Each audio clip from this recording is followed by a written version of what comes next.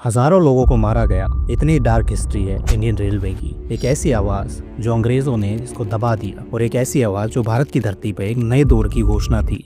पर आप जानते हो, रेलवे की पटरियों पर चलती है गाड़ी भारत के किसानों के आंसुओं पर खड़ी है, क्योंकि रेलवे 1853 में बम्बई से थाने तक पहली रेल चली, और फिर 1858 के बाद ब्रिटिश राज ने रेल, रोड और टेलीग्राफ को पूरे भारत से बांध दिया।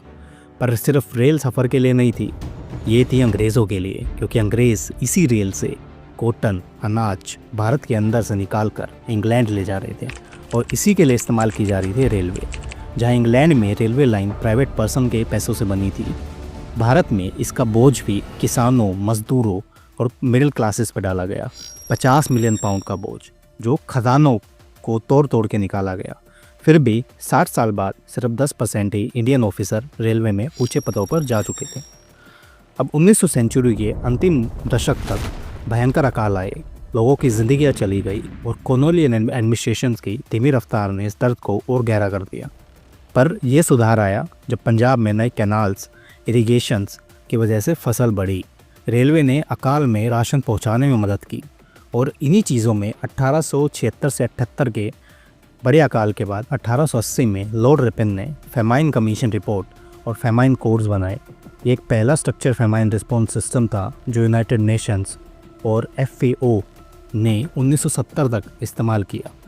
अब जो 1880 तक का भारत था, उसमें एक नई मिडिल क्लास उभर रही थी, जो पढ़े लिखे लोग थे, जो प्रोफेशनल्स थे, लॉयर्स थे, प्रोफेसर्स थे, और जिन्होंने क्वीन विक्टोरिया की प्रोक्लेमेशंस में उम्मीद दी थी कि भारत के लोग भी ब्रिटिशर सब्जेक्ट्स की तरफ इंसाफ पाएंगे या ब्रिटिशर्स की तरह बनेंगे। जनरली सीधी सी बात है, लोग काले अंग्रेज़ थे, मतलब आपके सामने से दिखने वाले ब्रिटिशर्स। इन चीज़ों को जनरली, क्योंकि गोरों और कालों के बीच में एक चीज़ यहाँ देखी जाती थी कि वो रेसिस्ट मानते थे। अब उन लोगों को कुछ ऐसे लोग चाहिए थे जो आपकी क्लास और एजुकेशन से ब्रिटिशर्स हो, लेकिन हो भारतीय।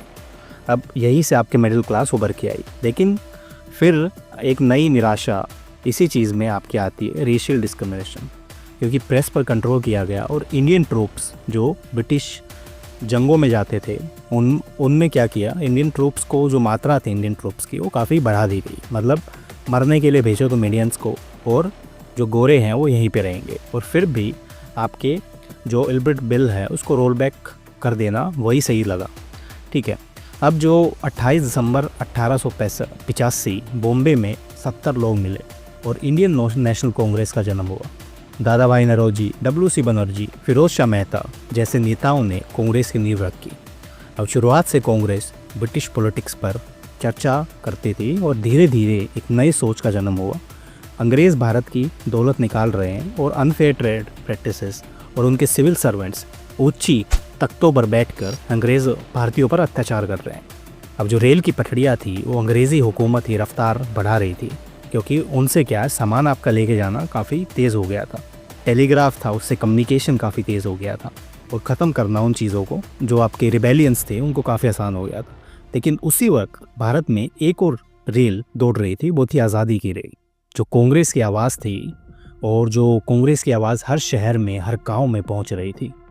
यही दौर था जब आपकी भारत की उम्मीद जागने की एक कदम था, वो बढ़ चुका था, क्योंकि एक तरफ रेलवे और कैनाल की चमक थी, और दूसरी तरफ किसानों की भूख और अंधेरों से भरी रातें। पर इसी अंधेरे में कुछ लोगों को एक नई रोशनी दिखी, वो थी आज़ादी की रोशनी। अगली बार हम देखेंगे कि कैसे कांग्रेस की चिंगारी एक बड़ी आग में बदल गई और भारत की आवाज़ दुनिया तक पहुंची।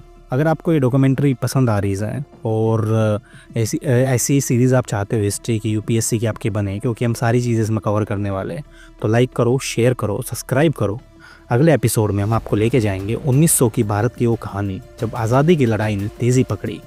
और तब तक के लिए जय हिंद, जय भारत। सब्सक्राइब कर लो, और मिलते हैं नेक्स्ट वीडियो में।